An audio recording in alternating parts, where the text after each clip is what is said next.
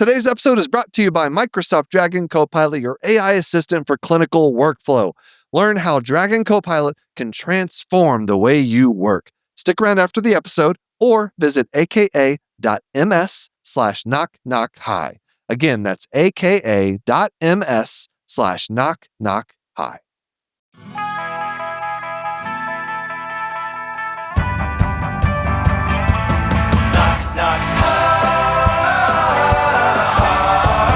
Knock, knock, hi. Hello, everybody. Welcome to Knock Knock Hi with the Glaucomfleckens. I am Dr. Glaucomflecken, also known as Will Flannery. I'm Lady Glaucomflecken, also known as Kristin Flannery. Welcome to Glauc Talk. Kristin, do you want to start with good news or bad news?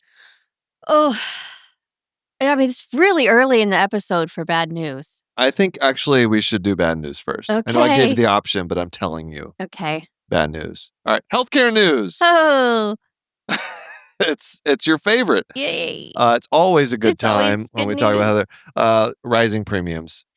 Yep. All right, let's just talk about this real quick. They're like rising. There's a couple things that are happening that are not great.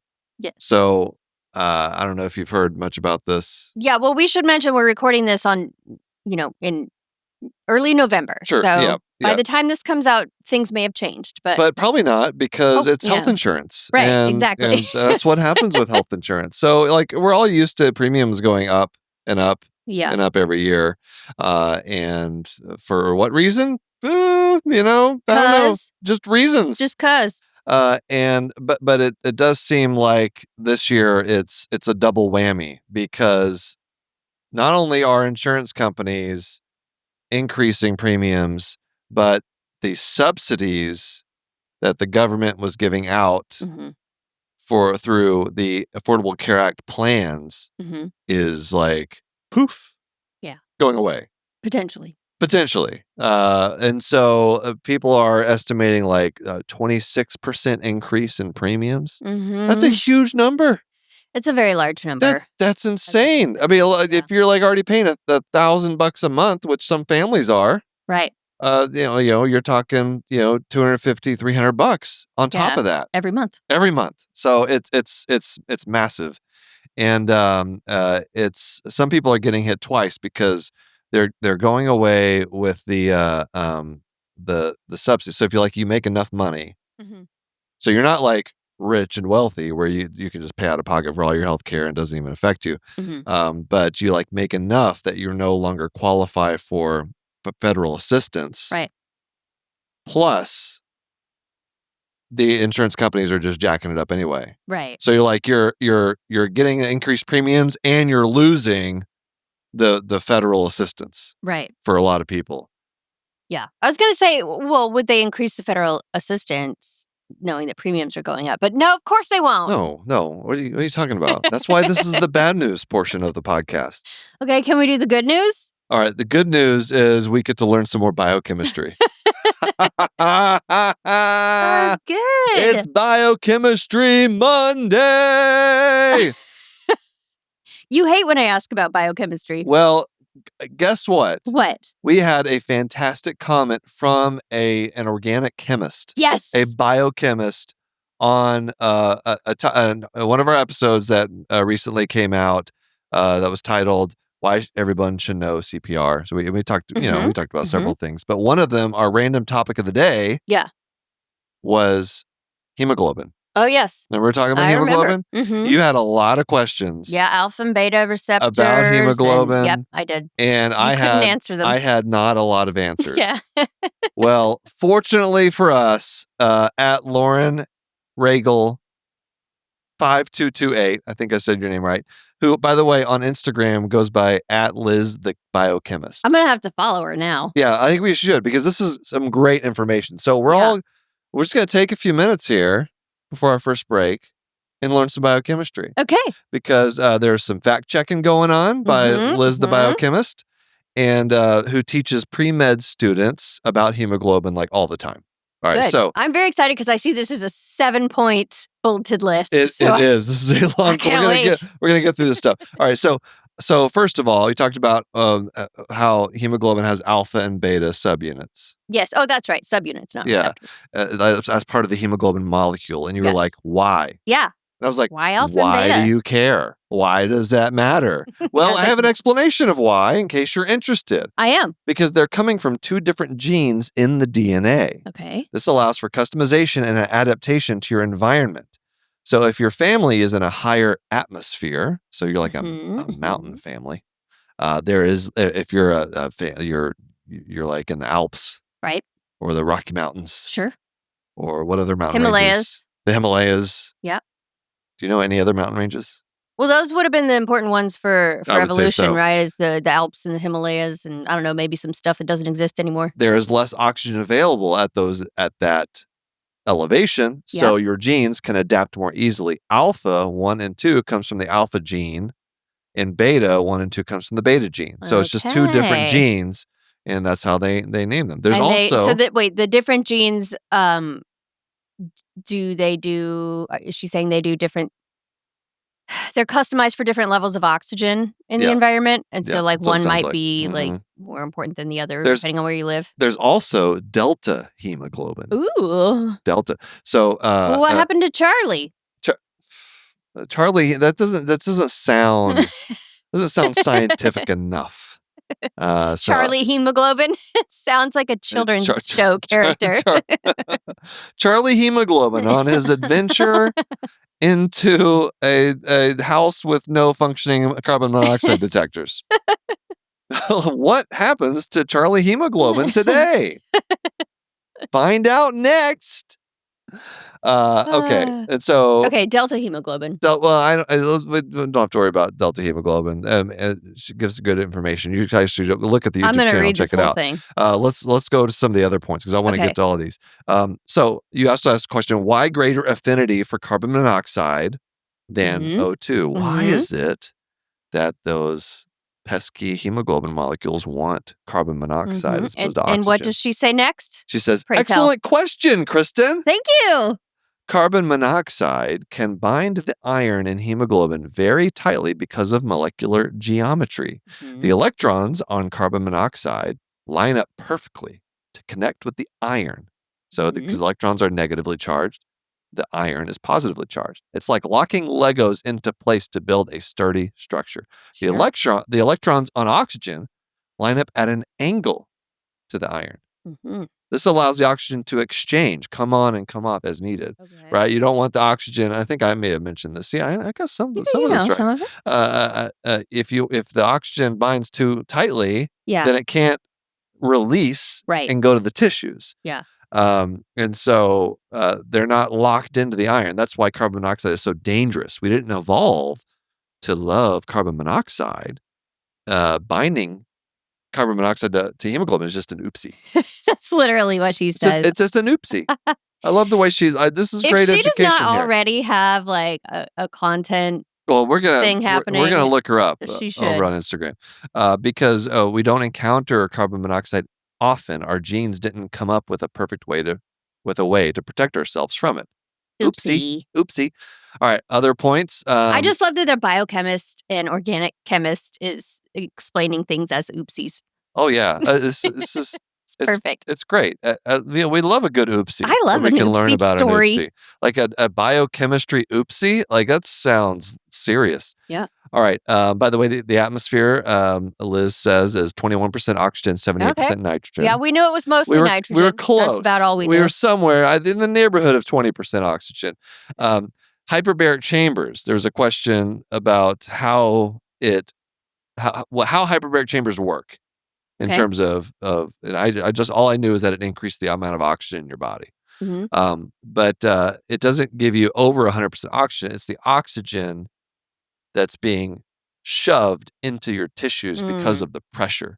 So it's just they're getting more than they normally would. They're just smashing it. Yeah. Smash that oxygen into my body is what you're doing with the hyperbaric chamber.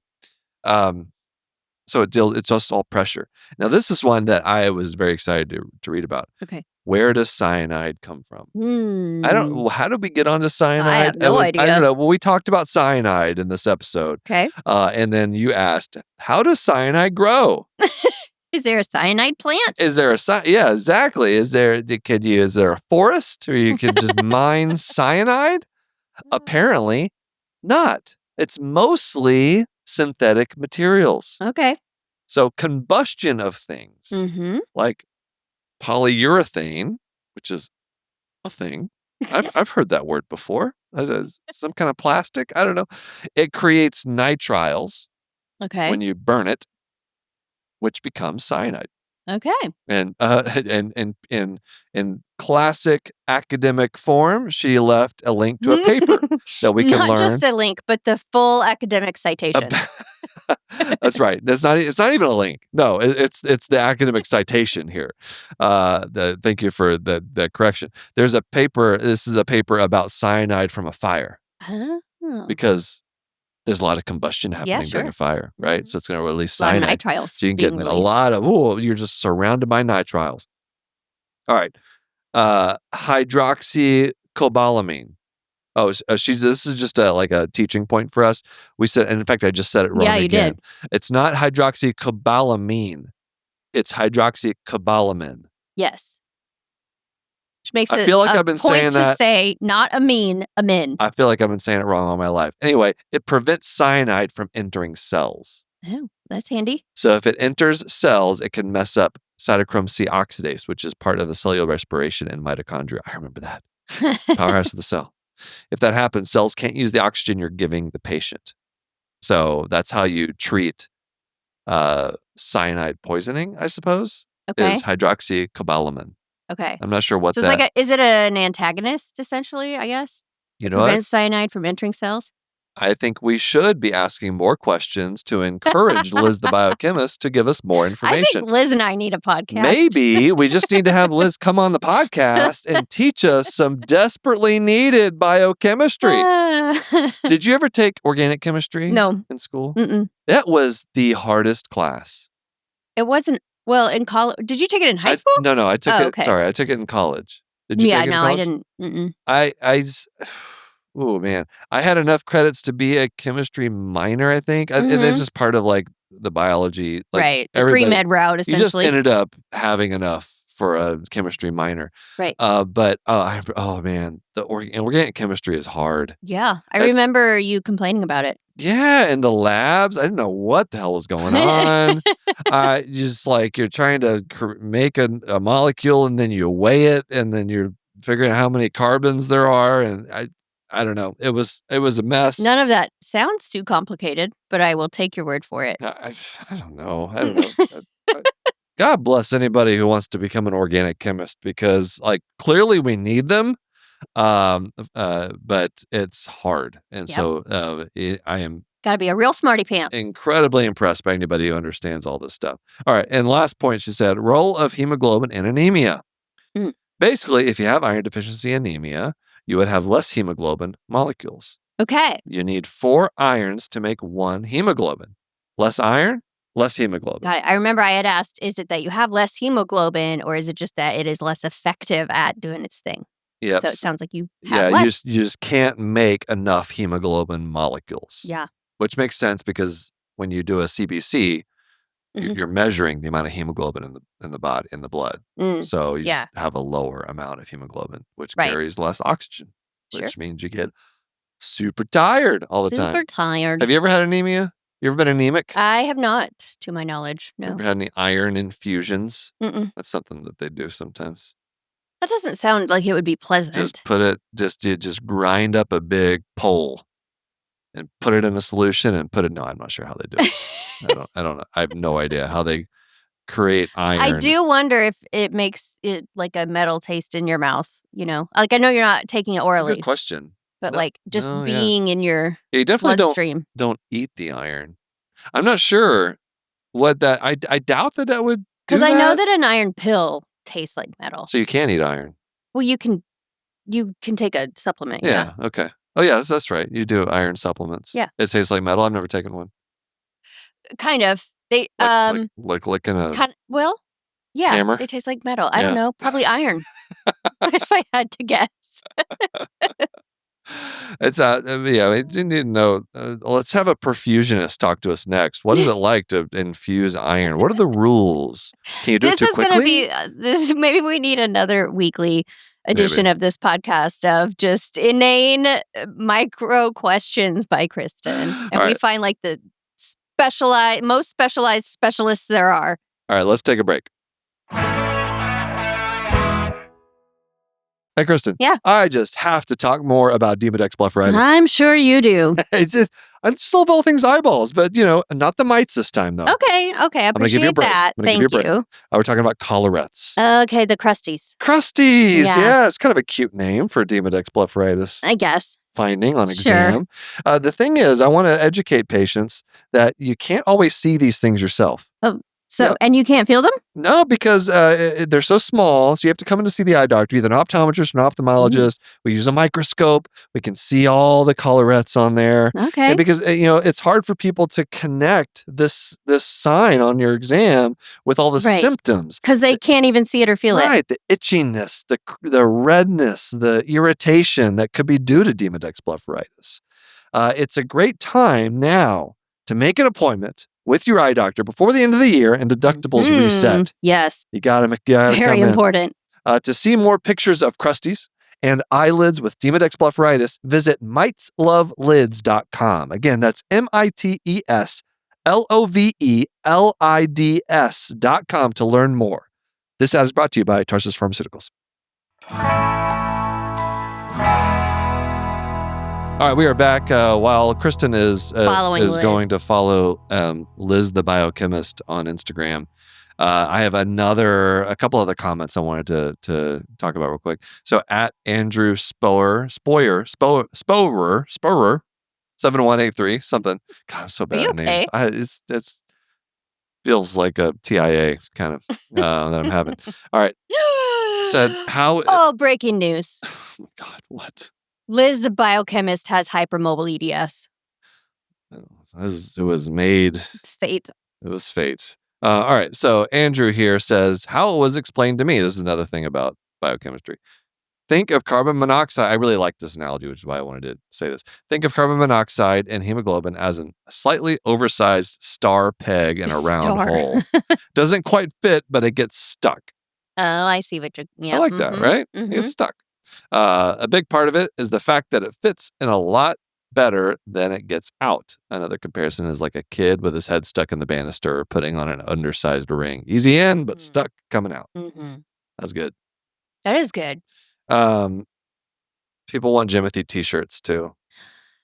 That is an excellent idea. It's interesting seeing how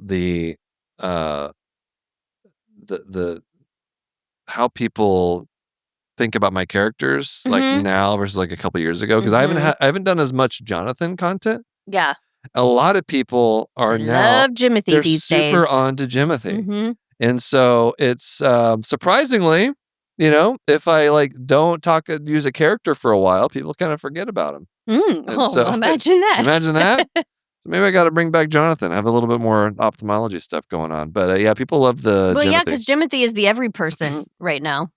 Jimothy is the everyman. Well, every person. Well, Jimothy's a man.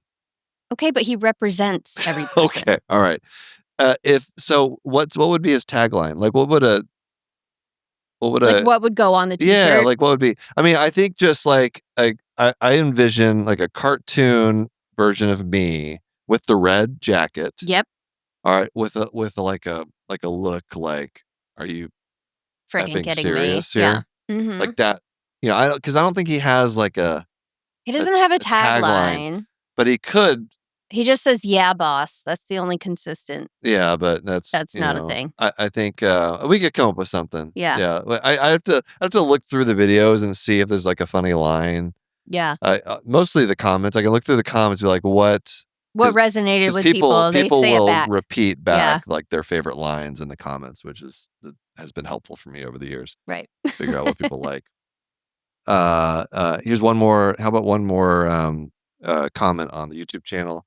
At Lid Gillers said, I've been preaching that CPR should be taught in elementary school and should be free. Not the hundreds of dollars it is now because it is Yeah. so freaking important. Does it really cost that much to get certified? I don't know exactly how much it costs, but I do know they charge Well, to get yeah, certified. yeah. I mean, anyone can learn it from a YouTube video. It is not a complicated maneuver. That's true. It's not complicated. So if you can't, I'd say the people that get certified in it probably have to. Right, because you have a job that requires. But you don't have to. I mean, it would be great if you could take a course, but if it is too expensive, if you like go and you look and it's like going to be $100, you don't have $100 to spend. At the very least, definitely, Kristin's right. It's not a complicated maneuver. Like, just go, do a YouTube. I'm sure you can find like hundreds of educational videos on YouTube teaching you exactly how hard, how fast, where to put your hands, the counting, all that stuff. So do that. Yep. That's the only thing much hard better than about nothing. it, the hardest thing about it, like physically, is just that it is so tiring. But the move itself is a very simple movement. All right, I lied. Here's one more comment. Okay. You'll like this. At Robert L6046 said, I relate to Kristin because at the beginning of med school, I used to ask why things are the way they are too much and delve into specifics and chemistry and physics and whatnot. And we were always very confused at how surprised, uncaring the majority of our professors as represented by were you. At this. I quickly had to learn that biologists oversimplify things into oblivion. And if I wanted to actually study the massive amounts of material and time for an exam, I just had to accept everything as a given. Yes. I have a story about this too. Okay, at some point you do have to just accept that it's the way, that it is the way, because somebody somewhere did the work. Yeah, I just want to know what that work was. But how deep do you really need to go? Because at some point it's like it's like not seeing the forest for the trees. It's like you need to learn the material. Some of us were just born to be organic chemists, okay? Sometimes we just need to move on so we can learn about the rest of the human body. What are you saying? Only have 4 years of med school. You gotta deal. Okay, what's your story? Well, very simple. Like, I think that is a central tenet in schools these days, is basically like just do it as given. Just learn that. When I was in 4th grade, we were learning math. Something. We were doing the math part of the day. I don't remember what the topic was. And I said, I understood the steps that needed to be taken. But I said, but why? Like, why does that work? Like, I didn't know it at the time, but I was basically, asking about like math theory, essentially. And as a 4th grader. And my teacher said, in math, we don't ask why. So I feel like very similar approach. Yeah, I feel like in math, that is like maybe the one like subject where you probably do need to know why. I don't, because math is. You never got to find out. But like, especially in like grade school, like math is math. They're like there is a right answer and there's a reason why that's the right answer. Right, and I knew how to get to the right answer, but I always wanted to know the reason why. Like, once we got past addition and subtraction and multiplication division, I was like, why? So that's just like bad school. Yeah, it was 100%. Just like objectively, you could see from the ratings. Stop asking questions and go pick up a sports ball, please. Essentially the request. Yes, at that school. Yep. What kind of sports ball did you pick up? All of them. Small school, had to do everything. Orange ball? Orange ball, white ball. It was volleyball. White ball? Volleyball. Oh, white ball's volleyball to you? Big white ball. Big white ball. There's tiny white ball. Okay. There's big white ball. Gotcha. There's micro white ball. That's golf. Micro white ball sounds like a medical condition. It does. All right. Micro white ball. There's brown ball. Brown ball. I didn't play brown ball, but I cheered for the brown ball. Oh, yeah, because you were a cheerleader. Mm-hmm. All right. I did that so that I could do gymnastics. How was Dublin High School 1A? How were they? We would go back and forth between 2A and 3A. Oh, really? Mm-hmm. Okay. We were kind of right on the border. Right. How were they in football? Not great. Really? They were like pretty poor. Not good. Okay. Average. Did they sell out the stadium? Of course. For football games? Yes, the entire town shut down. Friday Night Lights. All 50 people. more than 50. All right. Should we do our topic? Our topic? Our topic. Should we stop talking and do a topic? What do you want to do? Okay, 32, page 30. So just in case you're new to this, and we're just going to keep doing it until people tell us like we don't like listening to these topics. So far, people are answering our questions in great depth. Exactly. So I love it. Especially when we get things wrong or figure out we don't know what we're talking about. Which is most of the time. We are choosing random topics from USMLE Step 1, 2025. We're about to have to get a new one. This is the Bible. Well, I think it's good for a while. Couple years. I mean, honestly, like I don't know. It feels like doing one of these every year is just as much a money grab as it is like new information that we need to add to it. Yeah, I got excited though when I thought we might need to get another one for next year. And it reminded me that I used to ask for textbooks for Christmas. Oh my God. Because I wasn't learning at school, as we just discussed. All right. Page 32 to 706. We're going to choose a random topic, and I have to teach Kristin as much as I can about that topic based on what I see in this. This is the Bible. This is the everything theoretically you need to know to become a doctor. All right, let's go. Okay. Give me the page. I have the list of pages you've already yeah, I know. I keep picking the same ones. 489. Did I already pick that one? No, close. 444. Okay. 489. Oh, what are we going to do? I get so nervous. Dermatology. I saw some. Ooh, this is interesting. Some skin growths. Oh, yeah. Okay. All right. We are in the dermatology section.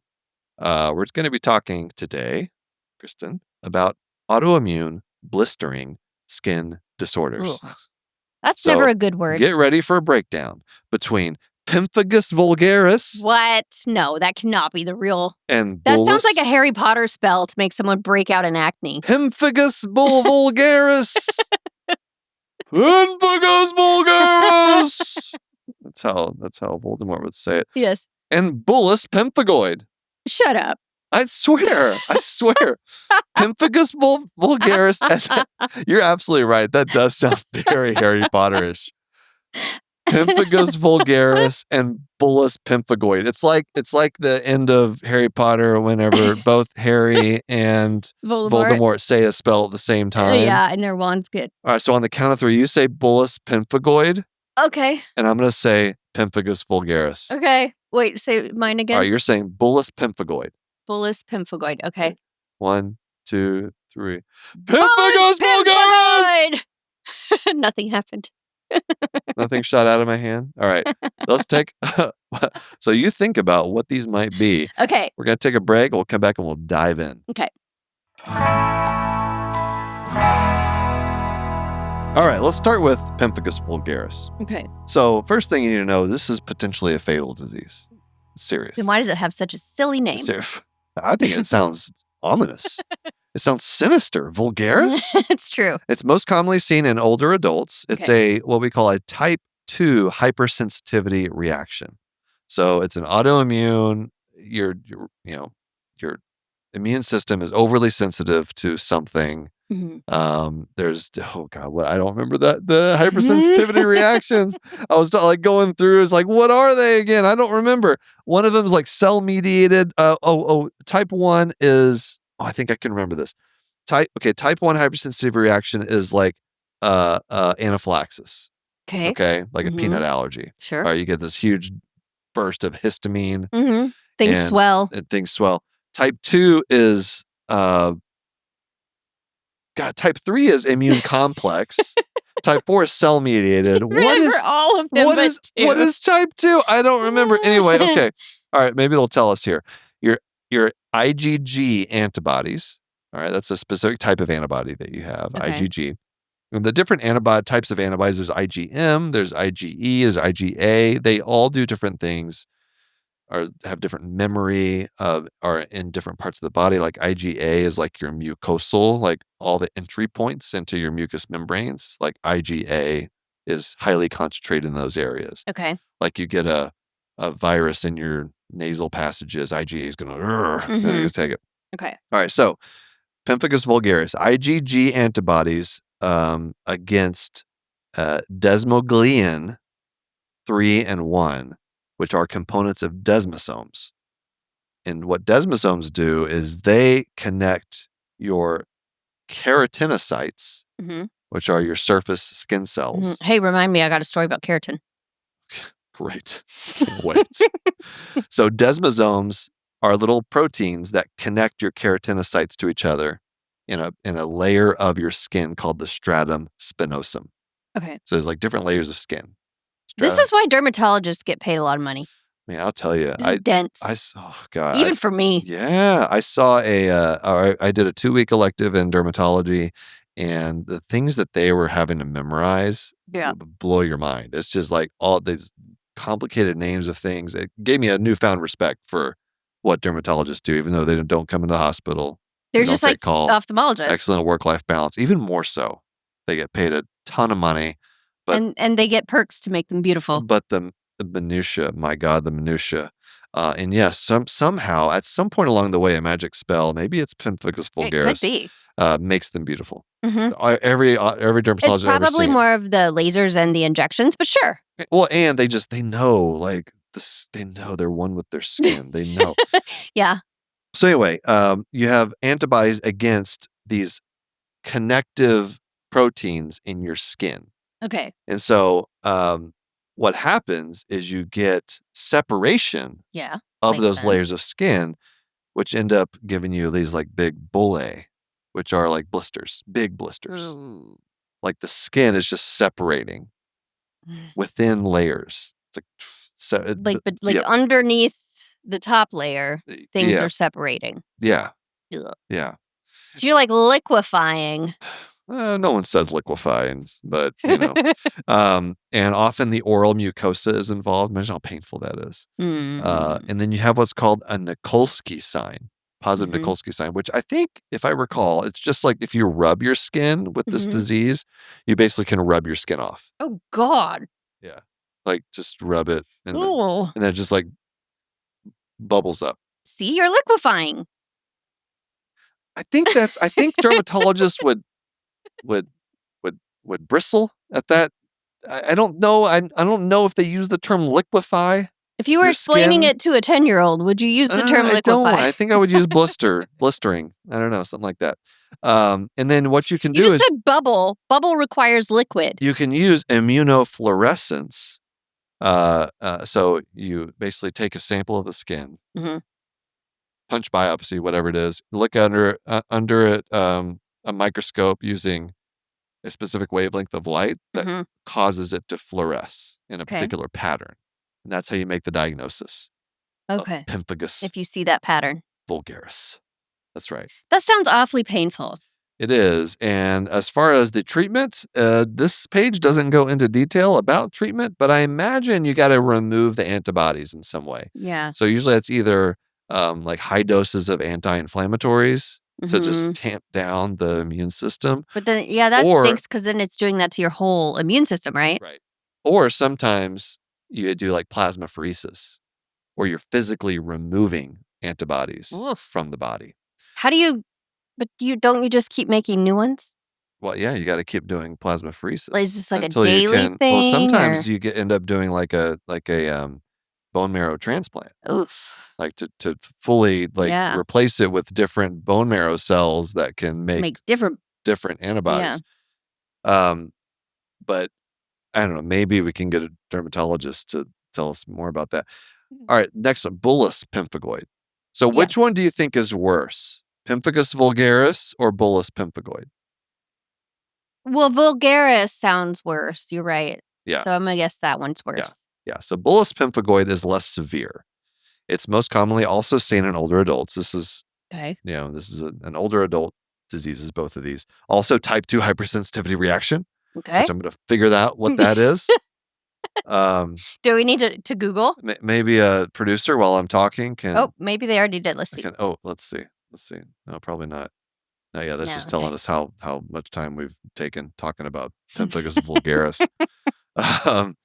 So let's see. Let me know if something comes up. So as opposed to Pemphigus vulgaris, which is IgG antibodies to desmosomes, bullous pemphigoid is IgG antibodies against hemidesmosomes. Oh, boy. Which is just it's deeper in the skin. Mm-hmm. And so, whereas disrupt the desmosomes, it's going to disrupt a whole ton of cells because there's a lot more of those desmosomes involving a lot of cells in your skin. Hemidesmosomes, it's very specific to like one cell layer. Mm. So you can imagine it's going to not, it's still affecting the skin, but not as thoroughly. Okay. Right. Not as many. Yeah. And you still get blistering. You don't get the Nikolsky sign, so you can't just rub the skin and all of a sudden it just sloughs off. Well, so they got that going for them. They got that going for them. And then you also have a very specific pattern on immunofluorescence. So that's the difference. So pemphigus vulgaris and bullous pemphigoid. And do you have any questions? I am looking at the pictures in this section as you. I noticed you're kind of like not that you don't want to look at the pictures, but you are. It reminds me of when you were in residency and you always had ophthalmology like textbooks laying around, and I had to request that you not leave them open, on a page that's disgusting. This would be. I would have to make a similar request here had you gone into dermatology, I think. Yeah, dermatology photos and talking about derm stuff was the first time I remember ever actually almost having a vasovagal reaction. Yeah. Where I started getting sweaty and felt like I might pass out. So type 2 hypersensitivity reaction. Okay. Known as antibody-dependent cell cytotoxicity occurs when antibodies bind to specific antigens on the surface of cells. That's right. So, let's see. Examples are like RH incompatibility. Oh yeah, I've heard of that. Right, with maternal and their baby and the fetus. Myasthenia gravis. I've heard of that one. Yep, Graves' disease, antibodies against thyroid hormone receptors. All right, so yeah, those are some examples of type 2 hypersensitivity reactions. So it's when your body is trying to blow itself up. But yeah, man, you would be quite a doctor. I tell you, throw that one out there, sir. I have some bad news. Your body is trying to explode. And we have to prevent it. It has placed a Harry Potter spell on you. It is my job to keep that from happening. The fuse is lit. If we don't act now. I'm good in a crisis, though. Your body will just vaporize. Mm-hmm. How do you think that would go? Not great. It'd be pretty scary, I think, for that person. Mm-hmm. All right, that's it. I think we covered that. That's a good topic. Thanks for choosing that. I got to write that down. So 489, so you can't do that one again. But my story about keratin. Oh, yeah. Go ahead. People might be interested in this because people are invested in pet stories. Okay. So this is about this fella back here. Milo. We're watching a video. Our dog Milo. Our standard poodle. He's a standard poodle. He's got, a few things going on that are not ideal. One of which was for the last couple of years, 2 or 3 years maybe, his nose was it looked like it was drying out, and no matter what I put on it, it would not fix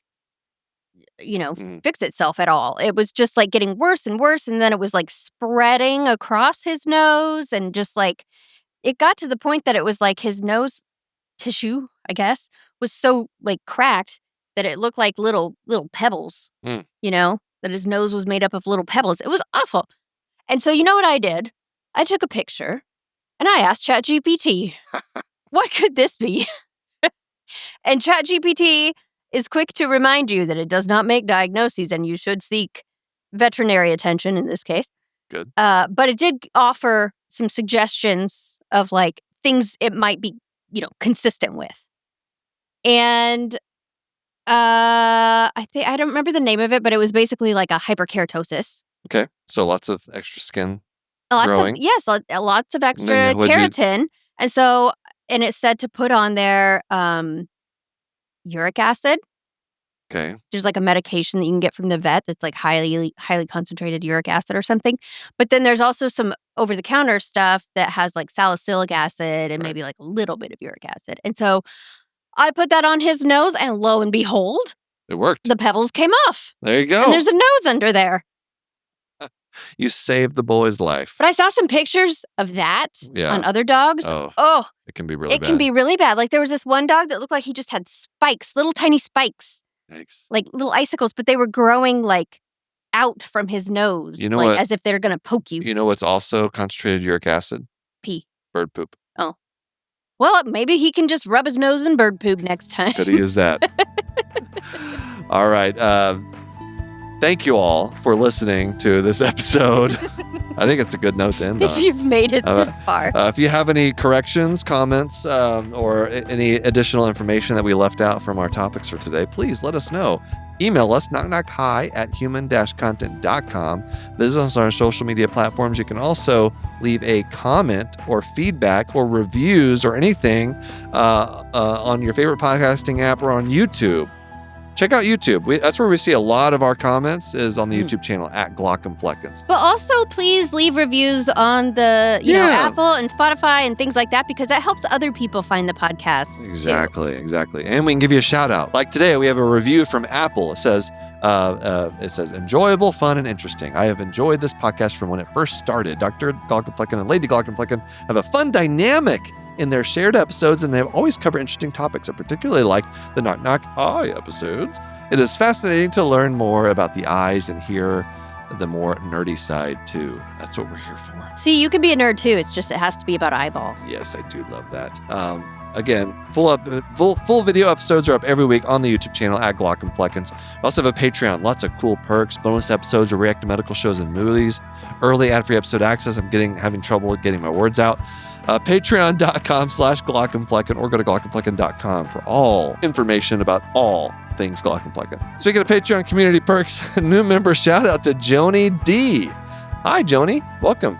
Thanks for joining. Shout out to the Jonathans as usual. Virtual head nod to you all. Patrick CSC, Edward K, Marion W, Mr. Granddaddy, Caitlin C, Brianna L, MP Cole, Mary H, Keith G, Parker, Muhammad L, David H, Kaylee A, Gabe, Gary M, Eric B, Marlene S, Scott M, Kelsey M, Dr. Hoover, Sean M, Ryan N, Jess K, Hawkeye MD, Bubby Salt, and Johnny D. Patreon roulette time. Random shout out to someone in the emergency medicine tier. Shout out to Tracy P for being a patron. And thank you all for listening. We're your hosts, Willie, Kristin Flannery, also known as the Glaucomfleckens.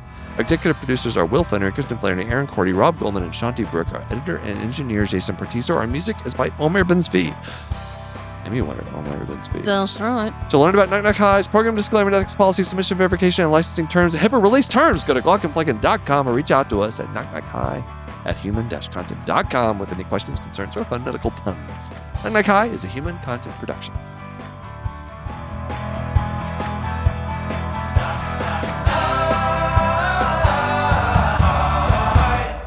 Goodbye.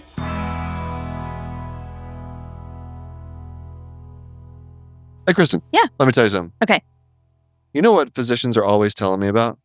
How gross eyeballs are?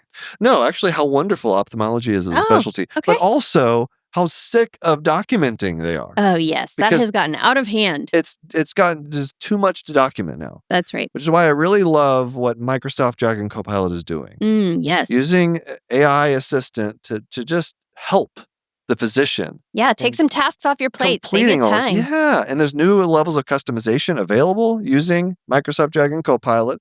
You can capture multi-party conversations. You can convert conversations into specialty-specific notes. Get notes delivered to the EHR for review and editing. It's all right there for you. Love it. It's great and helps to automate tasks, surfacing information. Just lets you focus on the patient-physician relationship. It's what it's all about. So to learn more about Microsoft Dragon Copilot, visit aka.ms/knockknockhigh. Again, that's aka.ms/knockknockhigh. Thanks for watching the episode. You can find more on that playlist over there. If you prefer to listen, or you just had your eyes dilated, you can binge full episodes wherever you get your podcasts. Or join the party over on Patreon, where you get early access episodes, hang out with us, get lots of exclusive bonus content. Help you subscribe, leave a comment below. Let us know what you think.